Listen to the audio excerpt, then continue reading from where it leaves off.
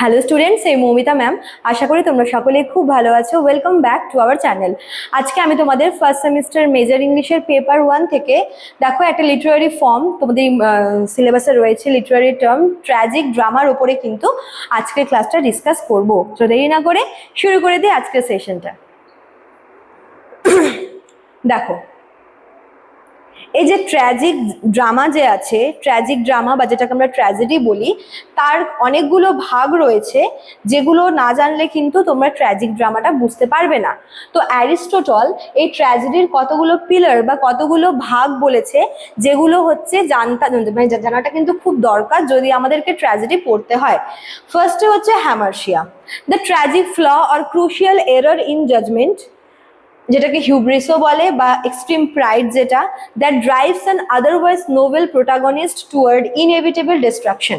মনে করো গল্পের যে মেন ক্যারেক্টার, যাকে প্রোটাগনিস্ট বলে, সে ভীষণ গুণবান, তার মধ্যে প্রচুর গুণ রয়েছে। সে হতে পারে ব্রেভ ওয়ারিয়ার, সে হতে পারে একজন নোবেল ম্যান, তবুও তার ক্যারেক্টারে, তার নেচারের এমন কোনো একটা ফ্ল বা মিস্টেক বা তার এমন কোনো ডিসিশন যেটা কিন্তু তাকে তার ডাউনফলের দিকে নিয়ে যায়, এটাকেই বলা হচ্ছে হ্যামার্শিয়া। ঠিক আছে, নেক্সট দেখো anagnorisis, the dramatic moment of insight and self discovery. The tragic hero finally recognizes the terrible truth of their situation when it is far too late. এটা হচ্ছে আ কাইন্ড অফ টার্নিং পয়েন্ট, একটা twist. মনে করো একটা drama একটা ভাবে চলছে, সব একদম প্রপার ওয়েতে চলছে, হঠাৎ করে এমন একটা কোনো সত্যি বা এমন একটা কোনো হচ্ছে মানে সিক্রেট যেটা রিভিল হয়ে গেল কার কাছে? মেন ক্যারেক্টারের কাছে। যে মেন ক্যারেক্টার বা প্রোটাগনিস্ট, তার কাছে এমন একটা কোনো সত্যি হচ্ছে প্রকাশ হলো, রিভিল হলো, এক্সপোজ হলো, বা সে মনে করো যে সে নিজেই সেই জিনিসটাকে জানতে পারলো কারোর থ্রুতে, বা নিজেই সে জিনিসটাকে জানতে পারলো, বুঝতে পারলো, এবং ততক্ষণে কিন্তু পুরো ব্যাপারটা হচ্ছে হাতের বাইরে চলে গেছে। তো এই যে একটা সাডেন রিয়ালাইজেশন বা এই যে একটা সিক্রেট এক্সপোজ, এটা হচ্ছে মেন গল্পের টার্নিং পয়েন্ট। তো এটাকে হচ্ছে ড্রামাটিক টার্মের ভাষায় বলা হয় অ্যানাগনোরিসিস। দেন আছে হচ্ছে catharsis, the audience's emotional climax and intensive purging of pity and fear that leaves the observer emotionally cleanse, solved and reflective. এখানে ক্যাথারসিসে রিডারদের মনে দু রকমের ফিলিংস কাজ করে, একটা হচ্ছে ভয় আর একটা হচ্ছে সহানুভূতি। সহানুভূতি হচ্ছে যে মেন ক্যারেক্টার তার প্রতি, যে কারণ দেখো যে ট্র্যাজেডিতে যে মেন ক্যারেক্টার তাকে ট্র্যাজিক হিরো বলা হয়, ঠিক আছে, তার সাথে এমন কিছু হয় যেটা কিন্তু ঠিক নয়, বা যেটা হচ্ছে হওয়ার কথা ছিল না। তো ওটা ওই জিনিসটা ঘটতে দেখে রিডারদের মনে এক ধরনের হচ্ছে সহানুভূতি কাজ করে ওই মেন ক্যারেক্টারের জন্য, এটা হচ্ছে পিটি।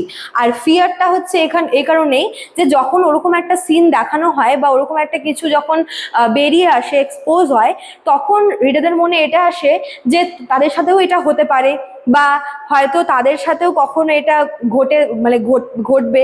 তো এটার জন্য একটা ভয় তৈরি হয়। কোথাও গিয়ে দেখবে যে ক্যাথারসিসে মানে হচ্ছে মানুষকে কিন্তু পুরোপুরি মানে মানুষের মনকে পরিষ্কার করে দেয়। মনে করো মানুষ মানে এখানে কি হচ্ছে ট্র্যাজেডিতে, যে কোনো ভুল করলে সে ভুলের শাস্তি পেতেই হবে, এরকম আর কি ব্যাপার।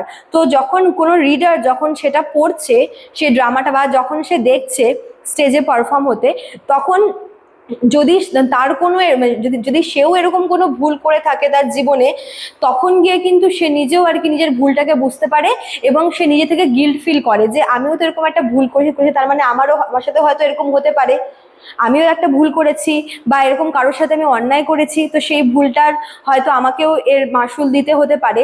তো একই সাথে ভয়ও কাজ করে যে নিজের ওপরেও কিন্তু এই ব্যাপারটা আসতে পারে, আবার সে মেন ক্যারেক্টারের প্রতি একটা সহানুভূতিও কাজ করে, যেটাকে বলা হয় ক্যাথারসিস। ঠিক আছে, চলো এবার দেখো the arc of tragic downfall.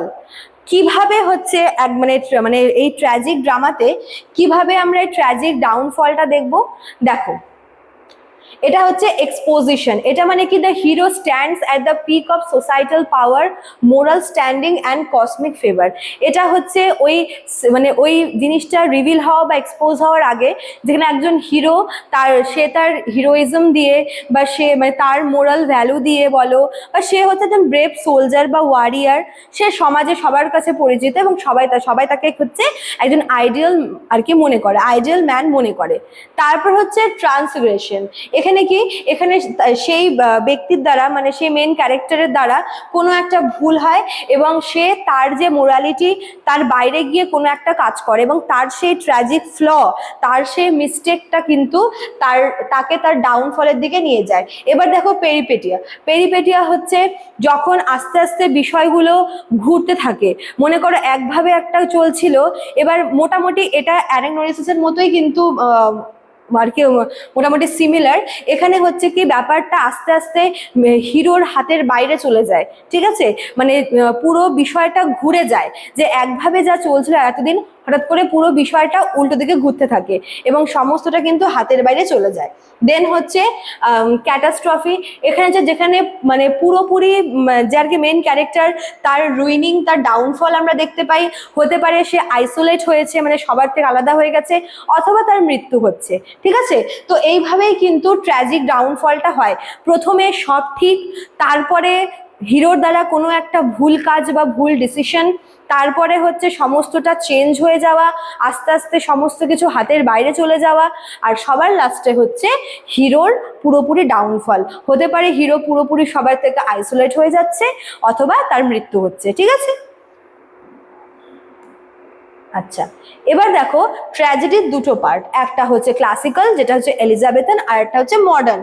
তো দুটার আমরা দু রকমের টাইপ দেখবো। যেটা ক্লাসিক্যাল, সেখানে যে প্রোটাগনিস্ট থাকে সে মেনলি কিং হয়, ওয়ারিয়ার হয় বা ডেমিগডস হয়, ঠিক আছে। মানে ক্যারেক্টারগুলো এরকম রাখা হয় যে সে কোনো কিং হতে পারে, কোনো হচ্ছে প্রিন্স হতে পারে, কোনো নোবেল ম্যান হতে পারে, কোনো একজন ব্রেভ ওয়ারিয়ার হতে পারে। এখানে কসমিক ফোর্স অবশ্যই কাজ করে, যেরকম ফেট বা ডেস্টিনি, তারপরে হচ্ছে গড, এখানে হচ্ছে মোরাল আর কি যে ভ্যালু, এগুলো কাজ করে।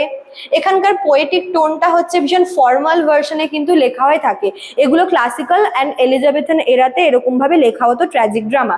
এবার মডার্ন ড্রামা কিরকম দেখো, এখানে শুধুমাত্র কিং বা নোবেলম্যান বা ওয়ারিয়ারদের না, এখানে কিন্তু প্রোটাগনিস্ট হচ্ছে অর্ডিনারি বা হচ্ছে কোনো ওয়ার্কিং ক্লাস পিপলকেও পিক করা হয়, যে অর্ডিনারি মানুষকেও এখানে মেন ক্যারেক্টার হিসেবে রাখা হয়, তারও হয়তো কোনো একটা ট্র্যাজিক ফ্ল থাকে।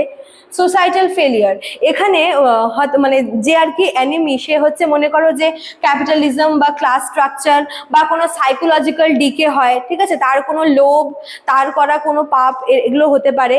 লাস্ট হচ্ছে এখানকার যে টোন, সেটা কিন্তু ভীষণ রিয়ালিস্টিক টোন হয়, ঠিক আছে। আগেরটা যেরকম আমরা দেখেছিলাম যে সিরিয়াস এবং ফর্মাল টোনে থাকে, এখানে কিন্তু টোনটা হচ্ছে ভীষণ নর্মাল হয়। নর্মাল মানে হচ্ছে যেটা হচ্ছে মানে যেহেতু অর্ডিনারি মানুষদের হচ্ছে এখানে হিরো বা মানে মেন ক্যারেক্টার হিসেবে রাখা হয়, তো সেহেতু মানে যাতে আর পাঁচটা অর্ডিনারি মানুষও রিলেট করতে পারে, ওই জন্য কিন্তু মানে টোনটা ভীষণ লাইট রাখা হয়, ঠিক আছে। তো এটাই হচ্ছে ক্লাসিক্যাল আর মডার্ন ট্র্যাজিক ড্রামার মধ্যে পার্থক্য। এবার দেখো লাস্ট লাইনটা কি বলেছে, a mirror to our limits. Tragic drama remains one of humanity's most enduring art form. তো ট্র্যাজিক ড্রামা হচ্ছে যখন হিউম্যানিটির সাথে জড়িত, অবশ্যই মানে হিউম্যান সোলকে পিওর করতে কিন্তু এই বলতে পারো যে হচ্ছে ট্র্যাজিক ড্রামাটা খুব important. Rather than living us in despair, classic tragedy serve two elevate the human condition. এমন না যে ট্র্যাজিক ড্রামা দেখলে পরে আমরা দুঃখ পাবো খুব বা অমন কিছু না, তার বদলে যদি আমরা অন্যভাবে ভাবি যে ট্র্যাজিক ড্রামা দেখে মানুষের কিন্তু অনেক কিছু শেখার আছে, মানুষ তার নিজের কন্ডিশনটা বুঝতে পারে যে সে কোনো ভুল করছে না তো, বা তার দ্বারা কোনো ভুল হচ্ছে না তো, এই যে একটা মানে বোঝার যে বিষয়টা, সেটা কিন্তু ট্র্যাজিক ড্রামা থেকে হচ্ছে আমরা জানতে পারি, ঠিক আছে। চলো, তো এই ছিল তোমাদের আজকের ক্লাসটা। যারা ভাবছো আমাদের কাছে অ্যাডমিশন নেবে, তারা আমাদের অফিসিয়াল নাম্বারে কল করে নিও। এখানে দেখো অফিসিয়াল নাম্বার দেওয়া রয়েছে, আমাদের দুটো অফিসিয়াল নাম্বার। তোমরা হচ্ছে এখানে কল করে তোমরা অ্যাডমিশন প্রসেস এবং কোর্স ফি জানতে পারবে। কোর্স ফি কিন্তু খুবই সামান্য রাখা হয়েছে, আর তোমরা চাইলে আমাদের অ্যাপ থেকেও কিন্তু কোর্স পারচেস করতে পারো। আমাদের অ্যাপের নাম দেখো এখানে দেওয়া আছে, পিস্টিকল এডুকেশন, ঠিক আছে। চলো আজকে এতটুকুই থাকলো, দেখা হচ্ছে নেক্সট ক্লাসে। Thank you.